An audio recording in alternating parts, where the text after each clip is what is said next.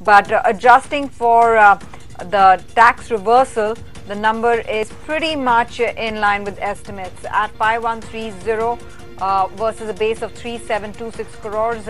This looks like a good number. That's a 40% increase in earnings. So be mindful of that performance just right now. And that, of course, will pretty much set the stage. Now, the profit number, because of the tax reversal, is not the key number to watch out for. We are looking at what they've done in terms of revenues. We are expecting a quarter-on-quarter percentage growth of 1% or so. And on EBITDA margins, we're expecting margins to be absolutely flat. So, yes, the profit number is in line with expectations. But what's most important is what they've done on the revenue side and how they see the guidance into quarter 4 for overall revenue performance, and how they're looking at the full year guidance for FY18. And I think the number over there that's come in is one of 5.5% to 6.5%. So the company, pretty much on expected lines, has played by the script and has said that they are retaining their FY18 constant currency revenue growth guidance between 5.5 to 6.5%. That's your headline. I'm still seeking more clarity on the revenue picture, because that will tell us how the business environment is shaping up in terms of deal flow. But I think part of it is out the fact that they believe there is no reason to alter the FY18 constant currency revenue growth guidance. Is something that the market would take sigh from, because at least fine, they've not upped it, but they've not revised it lower as well. Trip Chaudhary joins in with his analysis on the numbers. Prima facie, Trip, I want to particularly first focus on the fact that Infosys has maintained FY18 constant currency sales growth at 5.5 to 6.5%. This is what Cogensis is putting out. That would come as a sigh of relief. Yeah, they've not upped it, but they've not revised it lower as well. Yes, I think they have maintained the guidance, and that is a sign that the business is stabilizing.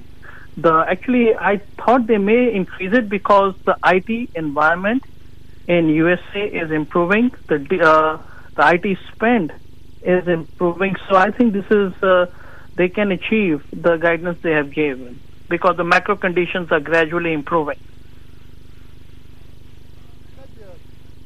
TCS reassured markets because they've said that, look, all problems are behind them and the BFSI vertical will improve. Do you think we could hear a similar kind of a tone from Infosys also today? They will say, but based on our research, I mean, there's a dramatic change over the last, I would say, quarter or so. The IT budgets have increased. So that is the biggest change. But different verticals have different IT spend environment. But overall, I think the tone of the industry is improving.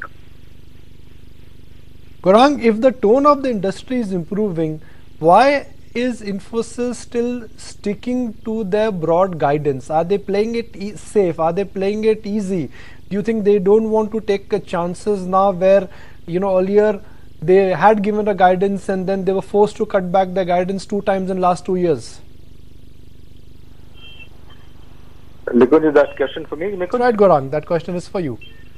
Okay, great. Good afternoon, Nikunj. Well, with the kind of baggage that Infosys was carrying over the last couple of quarters, and of course, the publicly open spat that was there with the earlier management and of course the founder member, I think conservative approach has been the theme over the last many historical quarters that you and me have witnessed. And my sense is that it is more important now for the new CEO, Mr. Parekh, and the founder member, Mr. Nandan Nilekani, to regain the confidence of investors, big and small, and draw down a business strategy which will be sustainable rather than give figures which would be revised later on towards the downside. So, I mean, whatever number we have seen for Infosys so far, as well as for TCS last evening, and I've been maintaining, Nikunj, that Indian IT sector over the last 1 year, as a brokerage house, we have been positive. We also maintained that the recovery process will be slower, painful and gradual.